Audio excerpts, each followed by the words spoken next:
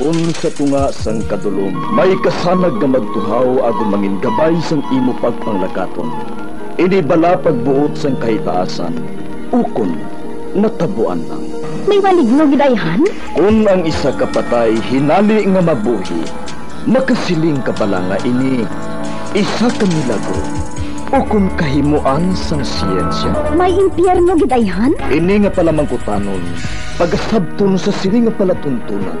Mga misteryo sang kabuhi, mga misteryo sang kabuhi, kasaysayan nga hindi mapatiyan, apang nagakatabo. Kung kamo may kasaysayan nga daw hindi ginaandan, ipadala lang diri sa atong palatuntunan. Mga misteryo sang kabuhi, DYWB Bombo Radio, Mandalagan, Siyudad San Bacolod, kag inaamon pagatagan sang kabuhi diri sa Mga Misteryo sang Kabuhi.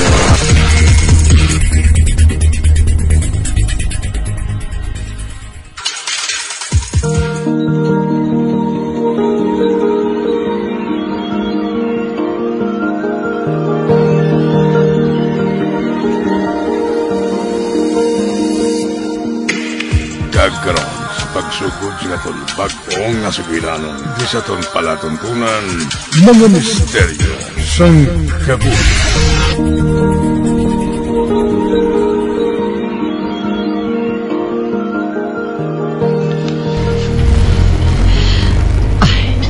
Nagdugang na gid ang katahom sa adlaw nga ini. Tungod sa katahoman sa imo wedding gown, anak. Ay, salamat gid sa inyo ni Papa, Ma. All the way gid ginhatag ninyo nga suporta sa akon para lang nga mahanda ng adlaw nga inisang ang kasal ni Monching. Siyempre. Luyag man namon nga makita nga malipayon kami mga duwa ni Monching sa kasal ninyo. Ay, malapit na lang kita sa simbahan. Ay, dahil ko namakang pa ng ginabatsyag ko. Natural ang ina sa kalaslon, anak.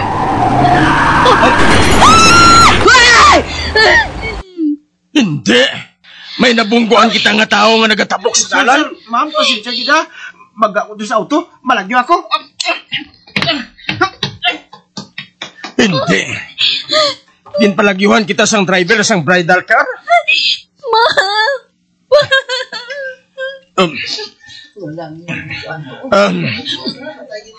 Bay, David, ano bilang aton himuon?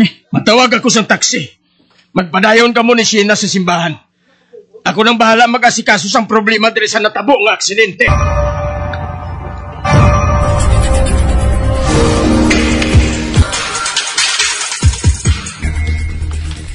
Pasayloha kami sa natabo sa bana mo. Wala namon din gusto nga madisgrasya siya. So sa mga nakakita, daw wala siya kuno sa kaugalingon niya nga nagatabok sa dala. Kinpatay ninyong bana ko. Kinpatay ninyo. Ginpatay ninyo ang amay sang 4 ka kabataan. Magabayad ka mo sa ginbuhat ninyo siya. Hindi maglinong ang inyong pamilya. Kinasumpa ko na sa tubang mo.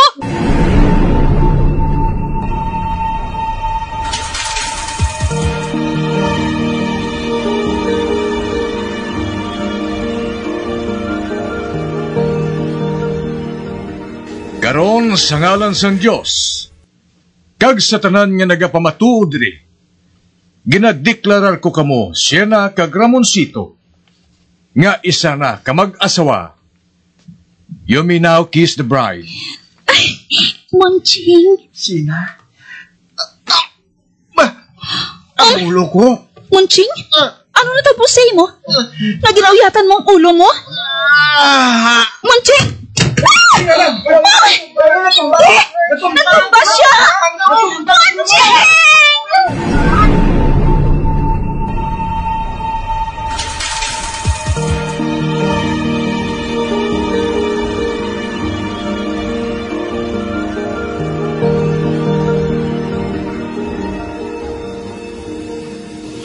Ay, Sheena, anak. Magkaon ka, anay. Ay, wala ko sang gana nga magkaon, ma. Karon na lang. Oh, anak. Nahangpan kong kalisod mo sa pagtaliwan ni Monching. Tuman ini kasakit para sa imo. Apang kuntani, mahangpan mo man ang pagkabalaka namon nga mga ginikanan mo. Bugtong ka namon nga anak. Hindi kami maluyag ni papa mo nga makita ka, nga nagaantos ka subong sili. 5 ka bulan na nakaligad, nga wala na si Monching. Tuning nga batunon ang kapalaran niya, Sheena. Agon makabangon ka man. Ay, masakit lang para sa akon. Nga wala giniya ako ginsugiran sa nga kondisyon, ma. 5 ka tuig kami nga naging steady. Para sa akon, hindi fair naging tago niya sa akon. Namibalatian gali siya sa ulo. Talain niya sa adlaw mismo sang amon kasal. Naibalan ko ang tanan. Nangin asawa niya ako sa pilalang kabinotos, ma. Kag nabiyuda man dayon ako. Ay, hindi pa ining katapusan sang kalibutan mo, anak. Kani magpakabakod ka.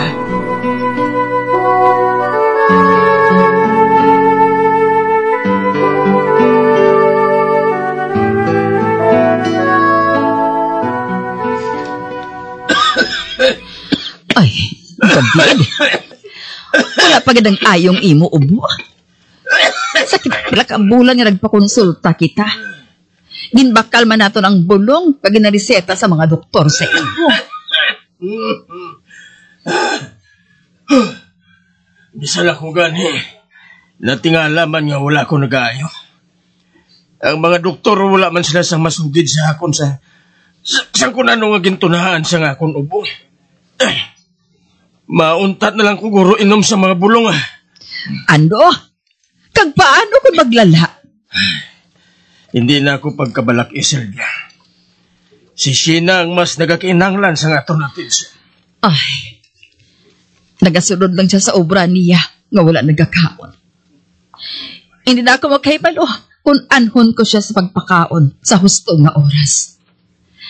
Kinapreparahan ko man siya sang balon. Kung magpauli siya, wala man buhin ang pagkaon sang balunan niya. David, ginakapoy na ako. Hindi ka maghambal sina, Silvia. Ikaw ang naghatag sa amon sang kusog. Maano na lang kami ni Sheena kung wala ka.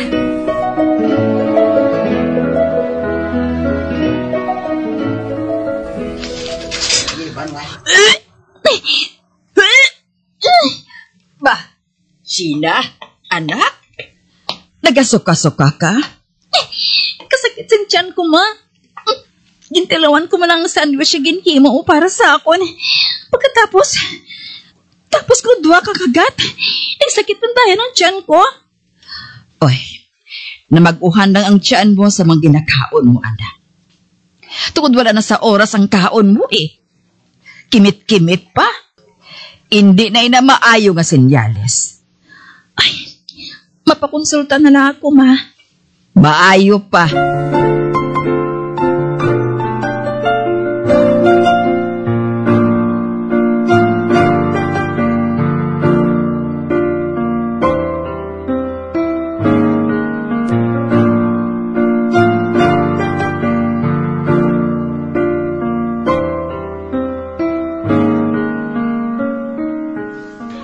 Ano nang resulta sang pagpakonsulta mo, Sheena? Indigestion man lang ko ng pa. Amo lang na? Sa panulo ko gani eh. Do may eating disorder ka na, Sheena? Ma? Hindi ka magbutig sa amo ni mama mo, Sheena. Ang matuod. Kinahanglan ko nga magpa-psychotherapy pa. Siling ko na gid eh. Resulta na siguro ini sa pambabaya mo sa lawas mo. Silvia, kalma lang. Wala ka mo nagpamati sa akon mo. Abi ninyo ka muna nga may ginabatsyag. Ako man! Oy, Silvia? Mo? Nagalain man ang buot ko. Nagasakit man ang buot ko kung makita ko ka mo na may ginabatsyag sa lawas. ginahimo ko ang tanan. Agoy mabuligan ka mo. Pero ako, natanupang ninyo ang kasakit ko? Ha? Kamu lang ang tao sa kalibutan? Sylvia, gusto na ina, ha? Ang presyon mo! Maayo gali ko na tatihon ako diri sa presyon ko! Mapatay na lang! Agad makapahungay man ako sa pagtulog sa inyo nga nag-aantos! Sylvia?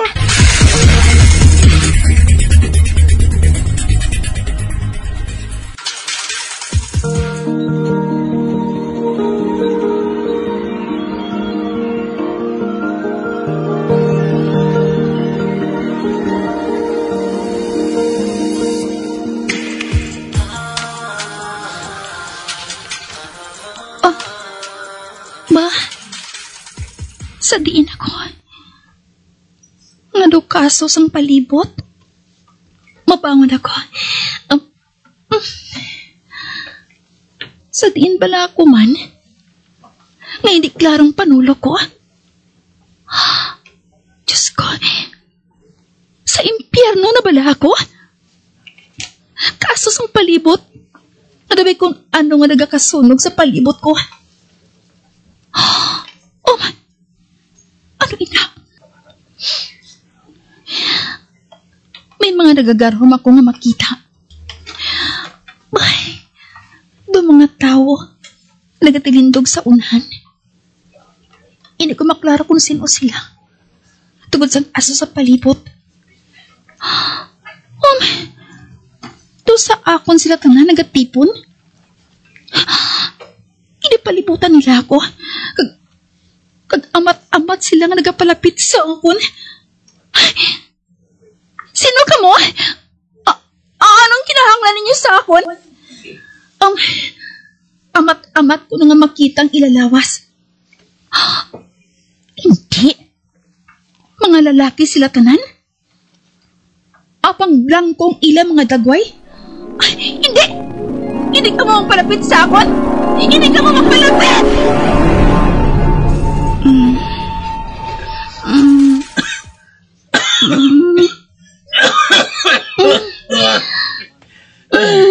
Sina, bugtaw. Sina. Ba? Ay, nagtamgo ng gali ako? Ay, salamat. Hindi ako makaginawa sa maayo. Pa? Si Mama? Hindi ko siya mapukaw. Nakainom siya sang sleeping pill. Pa, dalon ko ito sa ospital sa Bunggid.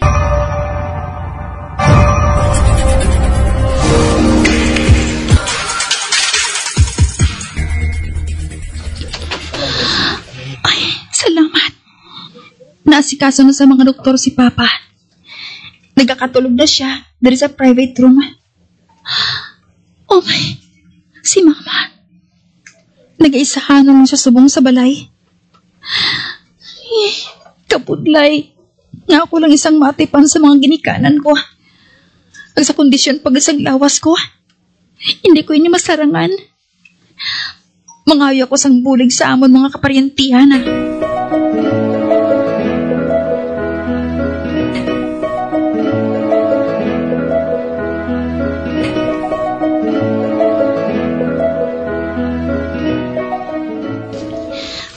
Ma, kamusta ng pamatsyag mo? Ay, kabugat gihapon sang lawas ko. Bisan husto man sa oras ang tulog ko. Tungod siguro sa natabo kay Papa mo. Ma, ini ka magkabalaka. Ato na sa ospital si Tita Remy. Siya lang kuno na yung matipan sa magulang niya. Oh, ikaw, kamusta kaya? Ma, masami ako nagadamgo sa mga lalaki. Nawala sa mga dagway, Ma. Oh, ano? Kay tudlo ka nga akong tudlo, Ma, oh. Wala na sa akong tudlo ang wedding ring ko kay Monching. Ay, di ginuba mo gid man? Aba, wala. Wala, Ma. Wala ko ato ginuba. Isa ka adlaw, nakyaran ko na lang nga. Wala na sa tudlo kong wedding ring ko. Ambot kong sa diin na. Amoy nang ginakatingalahan ko, ma.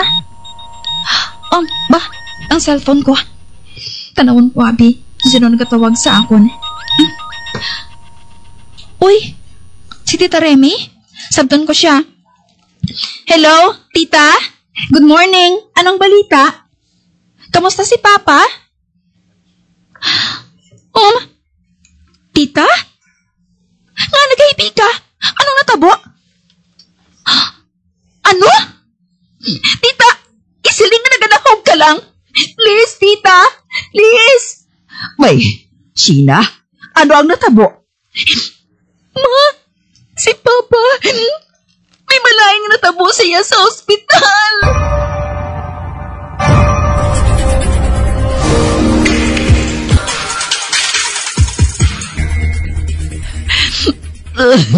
David. Ma, una, si Munching. Subong, si Papa naman ang ginahaya.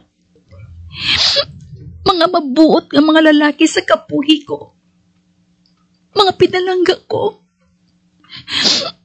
Nga ginakuha sila sa akon, ma. Nga. Ay, wala ako makahibalo, Sheena. Basta pagkatapos ni Papa mo, ako naman. Ma? Nagaupok na siguro ang sumpa sa asawa sang lalaki na nabungguan naton sa adlaw sang imo kasal. Ma, hindi ko ikaw mahangpa na. Anong kasumpa? Suno kay Papa mo. Sang katubagay sila sang asawa sang napatay na nabungguan sang bridal car. Ginsumpa niya nga hindi maglinong ang aton pamilya. Hindi mahimo ina, ma. Wala kita sang sala. Gin-hire nga driver sang bridal car amo nakabunggo sa lalaki nga to. Kagin palagyuhan niya. Ma, pangitao nato ng babae nga to. Nga ang pamilya naton among sumpaon niya. Nga, ma?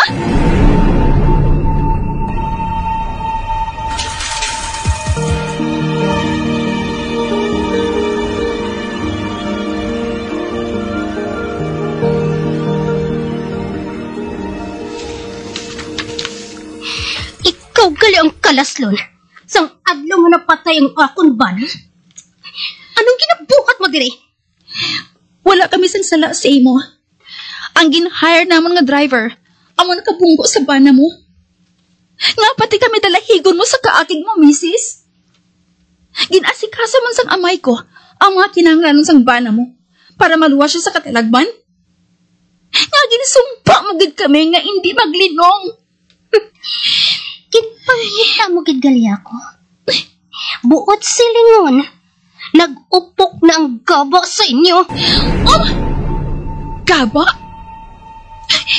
Nakaibalo ka ba na? Hindi lang ikaw ang nadulaan sang mahal sa kapuhi. Pagkatapos ng kasal ko, nabiyuda ako dayon. Kaginsundan pag isang pagtaliwan sang ako namay. Matarong bala ina, nga tawagan mo nga gaba. Suno sa nakasaksi sang hitabok. Nagtabok lang sang hinali sa dalan ang bana mo, nga wala sa iya ko galingon. Kag suno sa mga kaingon ninyo, ngagin pamangkutan ko. Ginapwersa mo ang bana mo nga mangita sang obra, nga dako ang sweldo. Kagod hindi niya ini mahimo, bulagan mo siya. Karon ibasol mo sa amo ng tanan nga tabo sa iya.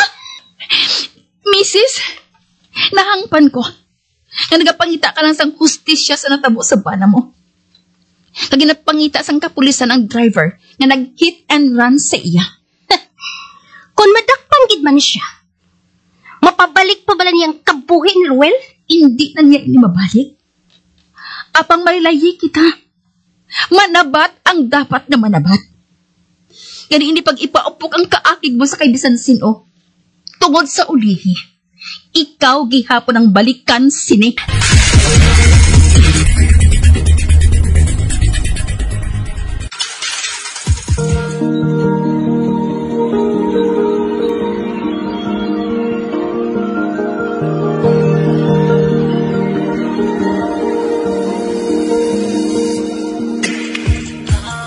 Ayan sa dagalinyo sa pagtumati ang matahumog sa hukom sa itong sugilanon kaysa itong palatuntunan. Mga misteryo sa kabuhi. Bombo Radio Philippines. Patuloy na #1 sa drama. Mas Paradyo Bombo!